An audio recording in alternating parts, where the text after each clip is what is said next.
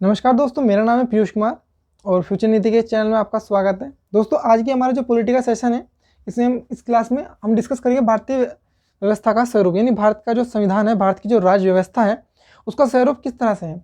इनको हम कुछ भागों में डिवाइड करेंगे। सबसे पहला जो हमारा भाग होगा संविधान निर्माताओं के दृष्टिकोण के अनुसार। इससे अगला जो हमारा टॉपिक होगा, जो अगला पॉइंट होगा इसका, वो होगा कि जो हमारा सुप्रीम कोर्ट है, यानी जो हमारा उच्च न्यायालय है, उसके दृष्टि के अनुसार भारत की जो राज्य व्यवस्था है वो किस प्रकार की है। इसके बाद हम डिस्कस करेंगे कुछ महत्वपूर्ण कथन पर, जो महत्वपूर्ण व्यक्तियों ने महत्वपूर्ण कथन दिए, वो एग्जाम में पूछ ले जाते हैं हमेशा ही। तो हमारा सबसे पहला टॉपिक है भारतीय व्यवस्था का स्वरूप का, वो है सबसे पहला टॉपिक, यानी सबसे पहला जो पॉइंट है इसका, वो है संविधान निर्माताओं के दृष्टिकोण के अनुसार कि भारत की राज्य व्यवस्था कैसी है। इसमें एक ही व्यक्ति का नाम आता है, डॉक्टर बी आर अम्बेडकर। हमेशा ही सिर्फ इन्हीं शख्स के बारे में पूछा गया है, क्योंकि बाकी के लिए तो अगर आपको एक अलग से नॉलेज लेनी है एग्जाम से, अदर किसी को नॉलेज लेने की इच्छा होती है, तो सिर्फ उसी के लिए जरूरी है, क्योंकि डॉक्टर बी आर अम्बेडकर का नाम संविधान निर्माताओं के लिए सबसे महत्वपूर्ण होकर आता है। और इन्हीं का अपने कुछ महत्वपूर्ण कथन है, जो इसके बारे में आप चर्चा करूँगा। मतलब कथन नहीं है, कथन तो अलग चीज़ है, जो मैं लास्ट में पढ़ाऊँगा आपको। फिलहाल यहाँ पे आएगी कि डॉक्टर बी आर अम्बेडकर ने भारत की जो राज्य व्यवस्था है, भारत का जो संविधान है, उसको किस श्रेणी में रखा। तो यहाँ पे जैसे लिखा हुआ है कि भारत पूर्णतः परिसंघीय व्यवस्था वाला देश है, यानी भारत पूर्णतः परिसंघीय वाला देश है। परिसंघीय व्यवस्था में संघ को अपनाता है। दोस्तों, जो परिसंघीय व्यवस्था है, मैंने इससे पिछली क्लास में परिसंघीय व्यवस्था को जो टॉपिक है वो क्लियर किया था। अगर आपने किसी ने ये पिछली क्लास नहीं देखी है तो मैं थोड़ा सा बता देता हूँ। एक है परिसंघीय व्यवस्था। परिसंघीय व्यवस्था या संविधान या मतलब कुछ भी कह सकते हैं। परिसंघीय व्यवस्था क्या है, या संविधान कह सकते हैं, राज्य व्यवस्था कह सकते हैं, भारत की स्थिति कह सकते हैं। तो आप किसी भी हिसाब से इसे ले सकते हैं, जैसे भी एग्जाम में पूछे जाए। फिलहाल जो इसका ट्रेडिशनल नाम है, जो ट्रेडिशनल तरीके हैं, मैं उसी को तरीके में बता रहा हूँ कि परिसंघीय व्यवस्था यानी संविधान की हम बात कर रहे हैं। ये कितने तरह के होते हैं, मैंने पिछली वीडियो में आपको बताया भी था कि एक है परिसंघ, एक होता है संघ, और एक होता है अधिसंघ, जिसे हम महासंघ भी कहते हैं।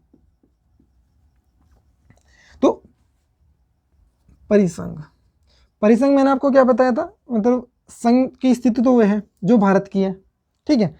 परिसंघ में मैंने आपको बताया था कि वह स्थिति जो जिसमें क्या नाम, जो इसका जो एग्जाम्पल है वो है यूएसए,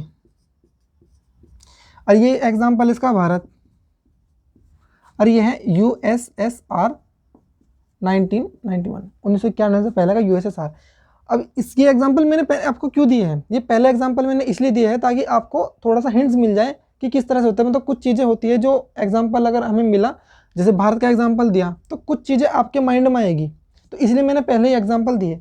परिसंघ का अर्थ क्या है, यानी जहाँ पर प्रांत को ही हम कह देते हैं राज्य या स्टेट कह देते हैं, ठीक है। जहाँ पर प्रांत या राज्य की जो वैल्यू है, जो उसके सब्जेक्ट हैं, जो उसकी शक्तियाँ हैं, वो संघ के बराबर होती है। यानी प्रांत और संघ, यानी जो सेंट्रल है, यानी स्टेट गवर्नमेंट और सेंट्रल गवर्नमेंट की जो पावर है, ठीक है, जो पावर है वो बिल्कुल इक्वल है, यानी दोनों की बिल्कुल सेम पावर है। भारत की अगर बात की जाए, यानी संघ की अगर बात की जाए, संघ की कंडीशन ही भारत रखता है। तो इनकी स्थिति कैसी है, यहाँ पर संघ और यह है प्रांत। तो संघ की जो ताकत है, संघ की जो शक्ति है, वो प्रांत से ज़्यादा है, ठीक। ये क्या है, यूएसएसआर, ठीक है। अधिसंघ का अर्थ क्या होता है, अधिसंघ का अर्थ होता है कि जहाँ पर प्रांत और संघ अगर इनकी बात की जाए, तो यहाँ पर प्रांत की जो शक्ति है वो होती है ज़्यादा और संघ की शक्ति होती है कम, यानी सेंट्रल गवर्नमेंट यहाँ से थोड़ा कमज़ोर होती है और जो स्टेट गवर्नमेंट है वो बहुत ज़्यादा शक्तिशाली होती है। ऐसी स्थिति वर्तमान समय में पूरी दुनिया में किसी भी देश के पास नहीं है, किसी भी समूह के पास नहीं है, क्योंकि यूएसएसआर 1991, ठीक है, ये संघ आज भी है। तो 1991 से पहले यूएसएसआर जो है वो 15 देशों में डिवाइड हो गया था, यानी 15 देशों में टूट गया था, क्योंकि यहाँ पर प्रांत शक्तिशाली थे और संघ जो है वो बहुत ही ज़्यादा कमज़ोर थे। तो यूएसएसआर इसका एक हिस्सा, आपने इसका जो महत्वपूर्ण देश है वो है रूस, ठीक है, जिसे हम रशिया कहते हैं। बेलारूस हो गया और उसके बाद ये रूस हो गया, और जो अभी यूक्रेन के साथ युद्ध चल रहा था उसका खास रीज़न यही था क्योंकि रूस भी, मतलब रूस और यूक्रेन दोनों ही कभी एक ही हुआ करते थे। उसके बाद जब 15 देशों में टूटा तो यूक्रेन अलग हो गया, और जब यूक्रेन अलग हुआ तो वो नाटो का सदस्य बनना चाह रहा था। नाटो का मुख्यालय, जो नाटो का जो मुखिया है देश है, वो है अमेरिका। अमेरिका रूस की है दुश्मनी, तो इसीलिए ये मुद्दा था। ठीक है, खैर इस बात पर हम चर्चा नहीं करेंगे। तो ये जो टॉपिक है मैंने आपको इसलिए बताया क्योंकि अगर ये टॉपिक आपका क्लियर नहीं है, ठीक है, तो आपको परिसंघीय व्यवस्था, मतलब परिसंघ, ये वाला जो स्टेटमेंट है ये वाला आपको बिल्कुल ही समझ में नहीं आएगा। इसको रफ कर देता हूं।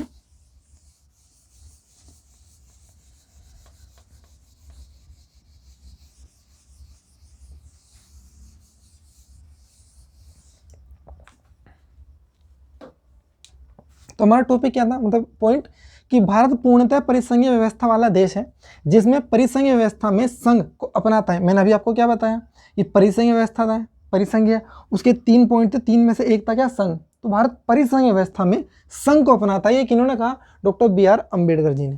ठीक है, तो ये स्टेटमेंट जो संविधान निर्माताओं के अनुसार था, इसमें मैंने आपको बताया डॉक्टर भीमराव अम्बेडकर के जी के लिए।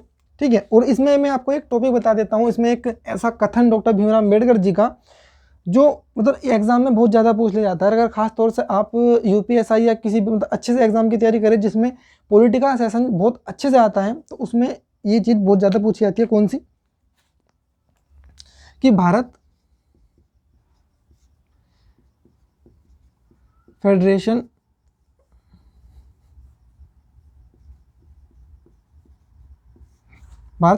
को वरीयता देता है यूनियन ऑफ स्टेट पर।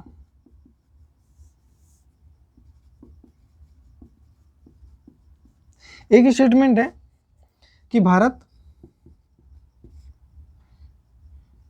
यूनियन, हिंदी में लिख लो, इंग्लिश में लिख लो, जो चीज़ मेरा थोड़ा यहाँ पर इंग्लिश में हाथ चला तो मैंने इंग्लिश में लिख दिया, बाकी यूनियन ऑफ स्टेट ऐसे ही लिखा होगा सेम टू सेम। ठीक है, तो Bharat union of state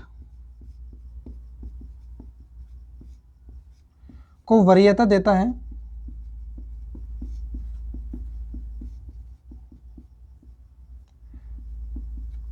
federation of state पर।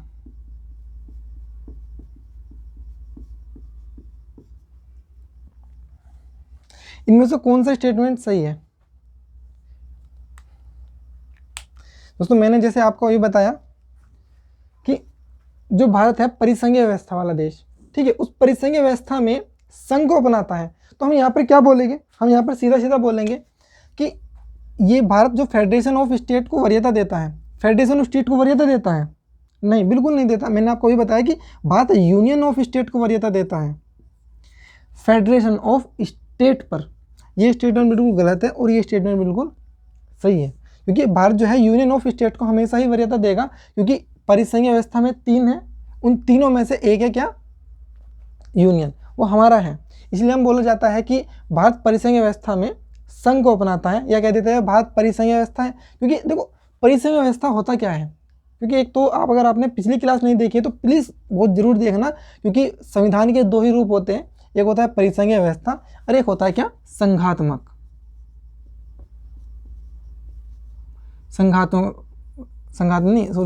एकात्मक।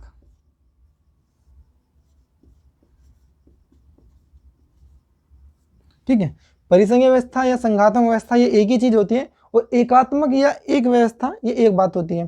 तो संविधान के केवल 2 ही रूप है, एक है ये कि परिसंघीय व्यवस्था और दूसरा इसका प्रकार होता है एकात्मक व्यवस्था। हम फिलहाल पढ़ रहे हैं भारतीय व्यवस्था का स्वरूप कैसा है। तो भारत जो है परिसंघीय व्यवस्था में संघ को अपनाता है। ऐसे ही आपने सुना होगा स्टेटमेंट कि आर्टिकल 1 क्या है, India will be A union of state. India will be A union, union माने जो मैंने आपको बताया संघ, ऑफ स्टेट, भारत सभी राज्यों का एक संघ है। इसीलिए भारत की जो व्यवस्था है वो आपने देखा होगा कि हमेशा ही संघ शक्तिशाली होता है। और जो अमेरिका है, अमेरिका में स्टेट और आपका संघ दोनों इक्वल होते हैं, यानी दोनों बिल्कुल ही बराबर होते हैं। इसीलिए जो भारत की व्यवस्था है, भारत जो अमेरिका है, अमेरिका की व्यवस्था को नहीं अपनाता है। ना ही भारत, क्योंकि देखिए सुनिए मेरी बात, अमेरिका क्या है, अमेरिका जब आज़ाद हुआ था ब्रिटेन से, ठीक है, तो उस समय क्या हुआ था, उस समय छोटे छोटे देश थे, ठीक है, छोटे छोटे देश थे। तो इन देश को लगा कि एक तो हमारे पास अगर हम अलग अलग रहेंगे तो हमारे में अलग से फूट आएगी, ठीक है, जब हम अलग अलग रहेंगे तो हमारे अंदर एक अपनी ही फूट आएगी। साथ में कोई भी व्यक्ति आकर हमारे पास, इसकी सेना अलग है, इसकी सेना अलग है, इसका धन अलग है, इसका धन अलग है, ठीक है, और कोई भी व्यक्ति आकर, जैसे अभी ब्रिटेन ने कब्जा किया था अमेरिका में, अमेरिका के ऊपर भी ब्रिटेन का कब्जा था, जैसे कि भारत पर 1947 से पहले था, तो ऐसे ही इन पर भी कब्जा था, अमेरिका भी ब्रिटिश उपनिवेश था। तो इन्होंने क्या काम किया, जब आज़ाद हुए तो इन्होंने कहा कि हम हमेशा ही एक रहेंगे, हमेशा ही क्या रहेंगे, एक। लेकिन सभी राजा क्या कह रहे थे, यहाँ के जो राजा थे वे बोल रहे थे कि भाई हमारा राजा बड़ा है, हमारा राज्य बड़ा है, किसी का राज्य छोटा है, बोला हम एक तो रहेंगे लेकिन अपने अपने राज्य के राजा रहेंगे। यानी इसलिए वहाँ पे क्या होता है कि जितने भी स्टेट है सभी का अपना एक अलग कानून है, अलग नियम है उनके, लेकिन अगर पूरे ही सारों सब देशों से मिलकर कोई भी फैसला लिया जाता है तो वो ले जाएगी सेंट्रल गवर्नमेंट, ठीक है। यानी इन्हीं में से एक शख्स चुना गया और उन्होंने क्या कहा कि मैं इस पूरे देश की जिम्मेदारी लेता हूँ कि मैं इसे किसी भी भारी शक्ति से बचाऊंगा। तो इसीलिए भारत जो है अमेरिका की व्यवस्था को नहीं अपनाता है, भारत संघ को अपनाता है, भारत परिसंघीय व्यवस्था में संघ को अपनाता है, यानी जहाँ पर प्रांत मजबूत हो गए और कोई भी प्रांत संघ से अलग नहीं हो सकता। दोस्तों आप इसको नोट कीजिए और मैं 5 सेकंड के लिए स्क्रीन से अलग हो जाता हूँ।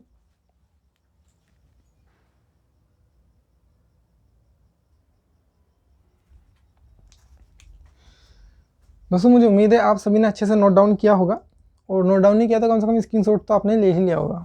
दोस्तों नेक्स्ट है हमारा कि भारतीय जो व्यवस्था का स्वरूप था उसमें चल रहा था, तो हम नेक्स्ट पॉइंट हमने क्या बोला था कि नेक्स्ट टॉपिक हमारा होगा सुप्रीम कोर्ट, यानी जो हमारा सुप्रीम कोर्ट है, सुप्रीम कोर्ट के अनुसार या फिर उच्चतम न्यायालय के अनुसार भारत की जो व्यवस्था है वो कैसी है। सुप्रीम कोर्ट ने ही सिर्फ एक ही केस दिया है ऐसा, ठीक है, सिर्फ एक ही केस या फिर एक ही फैसले में ऐसा कहा है कि जो भारत की व्यवस्था है उसको कैसे दर्शाया गया है।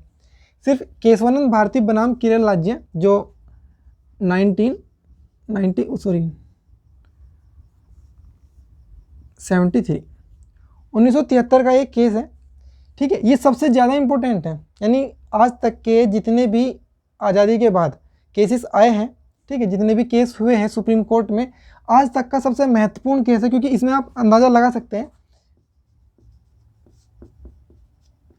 13 जजों की बेंच बैठी थी, यानी इस केस में 13 जज बैठे थे, तब जाकर एक जजमेंट लिया गया था, और इससे ज़्यादा जज आज तक किसी भी बेंच में नहीं बैठे, यानी ये बिल्कुल हाईएस्ट है। तो आप समझ सकते हैं कि केशवानंद भारती बनाम केरल राज्य कितना ज़्यादा इंपॉर्टेंट हो सकता है, क्योंकि इस केशवानंद भारती बनाम राज्य में कई चीज़ें आई थी साथ में। क्यों? क्योंकि ये भी चर्चा हो रही थी कि भारत की प्रस्तावना जो है, मतलब संविधान की जो प्रस्तावना है वो केशवानंद भारती संविधान का हिस्सा है या नहीं, यानी जो भारत की प्रस्तावना है क्या संविधान का हिस्सा है या संविधान से अलग है। तो इसी चीज़ में ये कई चीज़ें आई थी, क्योंकि क्या हो रहा था कि जो हमारी संविधान की प्रस्तावना है, ठीक है, प्रस्तावना के अकॉर्डिंग हमें कुछ फैसले लेने पड़ते हैं, ठीक है, माना कि हम संविधान की प्रस्तावना के लिए हम कोई भी केस नहीं कर सकते, लेकिन जब जजमेंट लिया जाता है तो ये देखा जाता है कि कोई संविधान की जो प्रस्तावना है उसका उल्लंघन तो नहीं किया जा रहा, ठीक है। तो जब लैंड रिफॉर्म से संबंधित कुछ केसेस आ रहे थे, यानी जब इंदिरा गांधी या और भी कई सरकारें थी उस समय, तो जो लैंड रिफॉर्म थे, यानी जो जमींदारी उन्मूलन थे, उनके विपक्ष में केस दिए जा रहे थे। यानी मान लो कि कोई भी गवर्नमेंट, मतलब कोई भी सरकार है, कोई रोड निकाल रही है, उसमें आपका मकान बीच में आ गया, तो सरकार क्या करती है, आपको मुआवजा देती है और उसके अनुसार फिर आपकी संपत्ति ले ली जाती है। उस समय ऐसा नहीं था, उस समय जो मजदूर थे, साथ ही माना कि ये जो एक छोटा सा, दरअसल इस केस से संबंधित मैं कुछ बता रहा हूँ, जबकि ये अगर टॉपिक की बात की जाए तो ये बेसिक स्ट्रक्चर ऑफ कॉन्स्टिट्यूशन का टॉपिक है हमारा, लेकिन मैं इसमें बता रहा हूँ मजदूर, ठीक है, एक तो मजदूर, साथ में जो किसान थे,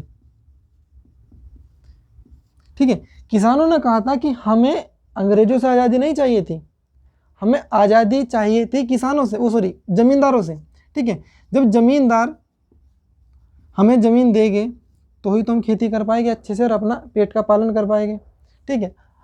तो जो हमारे किसान थे उन्होंने कहा कि हमें अंग्रेज़ों से तो आज़ादी मिल गई, लेकिन हमने अंग्रेज़ों से आज़ादी इसलिए नहीं ली है क्योंकि हमारा देश गुलाम था। हमने अंग्रेज़ों से आज़ादी इसलिए ली है ताकि हमें किसानों से भी आज़ादी मिले, ज़मींदारों से भी आज़ादी मिले। लेकिन ज़मींदार कहते थे कि जब भी हम कोई केस करते थे तो वे कहते थे कि फंडामेंटल राइट, और साथ में जो हमारी प्रस्तावना है वो कहती है कि हर किसी पर, मतलब जो जिसकी ज़मीन है उस पर उसी का कब्जा रहेगा, यानी उसी का, जैसे कि मान लो मेरी कोई ज़मीन है तो उस पर सिर्फ मेरा राज रहेगा। अगर मैं चाहूँ तो गवर्नमेंट को दे भी सकता हूँ, वरना नहीं भी दे सकता। तो जब किसान कह रहे थे कि हमें हमारा हक दो, तो जब लैंड रिफॉर्म से संबंधित कोई केस आ रहे थे तो बार बार जाके क्या फंस जाता था, जो हमारी प्रस्तावना है, ठीक है, जो हमारी प्रस्तावना है यानी प्रेम्बल है, उसके अनुसार कुछ केसेस लिए जाते थे। तो गवर्नमेंट ने क्या काम किया, यानी जो हमारी गवर्नमेंट ने जब केस किया तो केस करने के बाद जो केरल राज्य थे, केरल राज्य में एक केशवानंद भारती रहते थे जो एक मठाधीश थे, तो उनकी संपत्ति ले ली। तो उसके बाद जब केशवानंद भारती बनाम केरल राज्य आया, केशवानंद भारती एक व्यक्ति है, केरल एक स्टेट है, एक राज्य है, बनाम का अर्थ है जैसे इंडिया वर्सेस पाकिस्तान, ठीक है, जो मतलब आमने सामने है। तो ऐसे ही इन दोनों के बीच में, केरल राज्य के बीच में और केशवानंद भारती के बीच में एक केस हुआ, ठीक है, एक विवाद हुआ, और उसके बाद केशवानंद जो है वे जीत गए। इसका नाम पड़ा फिर पूरे केस का केशवानंद भारती बनाम केरल राज्य।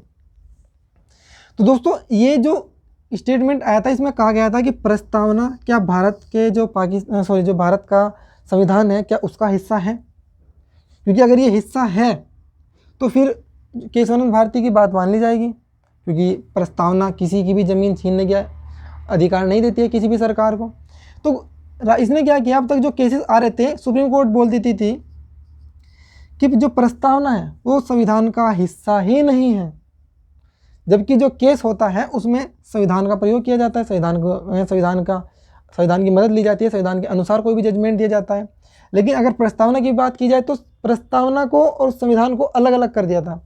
तो जब कई सारे ऐसे केसेस आए तो इसमें केशवानंद भारती बनाम केरल राज्य में जब 13 जजों की बेंच बैठी 1973 में इसका जजमेंट आया और फिर कहा गया कि प्रस्तावना संविधान का हिस्सा है, लेकिन कोई भी चेंजेस नहीं होगा अगर वह 1973 से पहले का केस हो। यानी 1973 से पहले के जितने भी कानून थे, जो भी संविधान था, वो हमने माना क्या, वो हमने माना बेसिक कॉन्स्टिट्यूशन, यानी एक संविधान का आधार, और कहा कि इसमें कभी भी चेंजेस नहीं होंगे।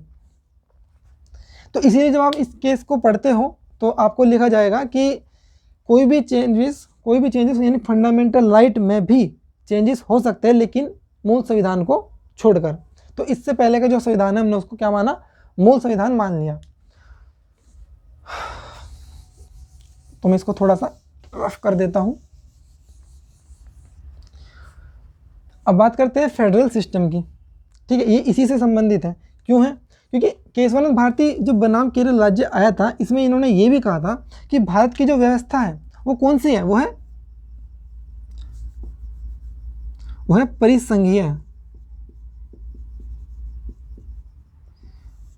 परिसंघीय। क्योंकि ये जो केस था ये है केरल का, केरल एक राज्य है और केरल जो एक राज्य है, और केस किस में जा रहा है, सुप्रीम कोर्ट में। सुप्रीम कोर्ट किसकी है, सुप्रीम कोर्ट है संघ की। अगर व्यवस्था बना दे एकात्मक, अब ध्यान से समझिए, एकात्मक व्यवस्था अगर हम बना देते हैं तो हम क्या बोलेंगे कि यहाँ पर सिर्फ एक ही होगा, कौन, सेंट्रल, सिर्फ सेंट्रल की ही चलेगी। तो ये इसलिए हमने सेंट्रल की नहीं चलेगी, हमने क्या बोला कि यहाँ पे केरल राज्य है और राज्य को भी अपने सारे अधिकार हैं, तो इसलिए केस हुआ। और इसलिए बोला कि हम परिसंघीय व्यवस्था में, यानी इस स्टेटमेंट दिया गया सुप्रीम कोर्ट के अनुसार कि हम परिसंघीय हैं, यहाँ पर दर्शाया गया कि हम परिसंघीय हैं। साथ में केरल एक राज्य है, इसीलिए हमने क्या बोला, संघ, कि हम संघ है, ठीक है, हम परिसंघ नहीं है, ना ही हम अधिसंघ हैं और ना ही हम महासंघ हैं, हम संघ हैं।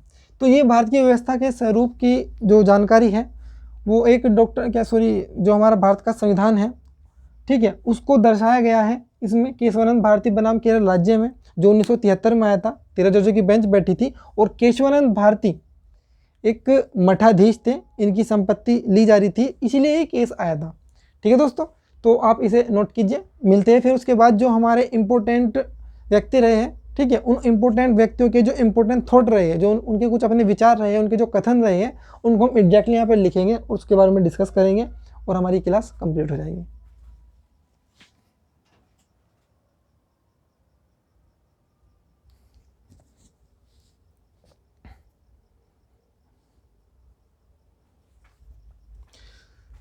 आई होप दोस्तों आप सभी ने नोट डाउन किया होगा या फिर स्क्रीनशॉट ले लिया होगा। दोस्तों हमारा जो टॉपिक था भारतीय व्यवस्था का स्वरूप, उसका हमने तीसरा पॉइंट बताया था क्या, महत्वपूर्ण कथन। इसमें हमने कैसे महत्वपूर्ण कथन में सबसे जो महत्वपूर्ण कथनों में मैंने बिल्कुल सबसे मोस्टली इंपॉर्टेंट जो कथन है वे लिए, क्योंकि ऐसे तो बहुत सारे हैं, आप बुक से ही पढ़ सकते हो, साथ ही वे लिए है जिसमें थोड़ा सा मतलब कुछ डाउट बचता है, जिसमें थोड़ा समझाने वाला पॉइंट है। तो सबसे पहला है केसी वियर की बात की जाए तो इन्होंने क्या कहा कि भारतीय संविधान अर्धसंघात्मक है, अर्धसंघात्मक है। ठीक है, संघात्मक मैंने आपको पढ़ा है, अर्धसंघात्मक इन्होंने क्यों कहा है, क्योंकि इसमें जो भारत का जो संविधान है वो कुछ संघात्मक है और कुछ एकात्मक है, ऐसा केसी वियर का मानना था। इन्होंने ऐसा क्यों कहा, क्योंकि संघात्मक में क्या बोला जाता है, संघात्मक में हमेशा ही बोला जाता है कि हमेशा यहाँ पर सेंट्रल और स्टेट इन दोनों के मध्य कुछ ना कुछ जो शक्तियाँ होगी उनका बंटवारा किया जाएगा। एकात्मक में ऐसा नहीं है, एकात्मक में हमेशा ही एक व्यक्ति होता है पूरे देश का और सिर्फ वो ही शासन करता है। तो ऐसे ही ऐसा क्यों बोला कि भारत अर्धसंघात्मक है, यहाँ पर सब सेंट्रल मजबूत होता है, लेकिन सेंट्रल मजबूत होता है, स्टेट को भी शक्तियाँ दी जाती है, लेकिन इन दोनों के मध्य में ही अगर बात की जाए तो पावरफुल कौन है, पावरफुल क्या है, सेंट्रल है। तो इसीलिए बोला है कि भारतीय संघवाद तो है लेकिन अर्धसंघात्मक है, क्योंकि दोनों को शक्तियाँ बिल्कुल बराबर नहीं दी गई है, संघ को हमेशा यहाँ पे थोड़ा सा क्या है शक्तिशाली रखा गया है। ऐसे ही मॉरिस जोन्स ने क्या बोला है, मॉरिस जोन्स ने बोला है कि भारतीय संघवाद समझौतावादी संघवाद है, समझौतावादी यानी इनके जो सेंट्रल गवर्नमेंट है और स्टेट गवर्नमेंट है, इन दोनों के मध्य ही कुछ ना कुछ समझौते होते हैं, तभी यहाँ पर सरकार चलती है, समझौते के बिना यहाँ पर सरकार नहीं चल सकती है। तो इसीलिए भारतीय संघवाद समझौतावादी संघवाद है, क्योंकि यहाँ पे स्टेट में भी उसकी गवर्नमेंट हो सकती है जिसमें सेंट्रल की गवर्नमेंट है। ठीक, तो राजनीति में कुछ समझौते होते हैं सेंट्रल और स्टेट के मध्य, उसका एक अलग से टॉपिक भी है। इसीलिए मॉरिस जोन्स ने बोला है कि भारतीय संघवाद समझौतावादी संघवाद है। साथ में एक है पॉल एप्पलवी, इन्होंने क्या बोला है, इन्होंने बोला है कि भारतीय व्यवस्था पूर्णतः संघीय है। इसमें तो कोई डाउट ही नहीं है कि पूर्णतः ही संघीय है, जो हमने संघात्मक पढ़ा है, संघात्मक व्यवस्था बताई है कि पूर्णतः संघीय, इसमें कोई भी गुण एकात्मक का नहीं है। नेक्स्ट है सरकारी आयोग या फिर राम मन्नार समिति, इन दोनों ने एक ही कथन बोला है। उन्होंने क्या बोला है कि केंद्र राज्यों के आपसी संबंधों पर, केंद्र और राज्य यानी सेंट्रल गवर्नमेंट और स्टेट गवर्नमेंट, इन दोनों के संबंधों पर भारतीय संविधान परिसंघीय माना जाता है, यानी भारत का जो संविधान है वो परिसंघीय है। ठीक, यानी बिल्कुल सेम टू सेम है जो बोला इन्होंने कि पॉल एप्पलवी ने क्या बोला कि पूर्णतः संघीय है। एकात्मक तो इन्होंने भी नहीं बोला, इन्होंने भी ये बोला कि केंद्र राज्यों के आपसी संबंधों पर भारतीय संविधान परिसंघीय है। ठीक है, यानी इन दोनों के जो सेंट्रल के स्टेटमेंट के, सेंट्रल के और स्टेट के, इन दोनों के जो सब्जेक्ट है, विषय है, ठीक है, इन दोनों के विषय मिलाकर ही जब इनमें आपसी संबंध हो गए तो ही यहाँ पर क्या आएगा, भारत की परिसंघीय व्यवस्था है। अगर सेंट्रल और स्टेट में समझौता होना बंद हो जाए तो ये स्टेटमेंट बिल्कुल गलत हो जाएगा, क्योंकि इन्होंने क्या बोला कि भारत के राज्य आपसी संबंधों पर, राज्यों के आपसी संबंधों पर भारतीय संविधान परिसंघीय माना जाएगा, यानी सेंट्रल के और स्टेट के बीच रिलेशनशिप होने चाहिए। ठीक है, इसके बाद हम कभी भी जब सेंट्रल स्टेट रिलेशनशिप पढ़ेंगे तब आपको ये अच्छे से डिस्कस हो जाएगा। अदरवाइज़ ये क्लास कंप्लीट हो चुकी है। तो अगर आपको ये वीडियो अच्छी लगी है तो प्लीज़ चैनल को सब्सक्राइब करना और वीडियो को लाइक ज़रूर करना। और कोई भी अगर ऐसा पॉलिटी से संबंधित कोई ऐसा टॉपिक है जिस पे आपको वीडियो चाहिए या फिर कोई भी आपका डाउट है तो आप हमें कमेंट करके बता सकते हैं। Otherwise thanks for watching the video. जय हिंद, जय भारत।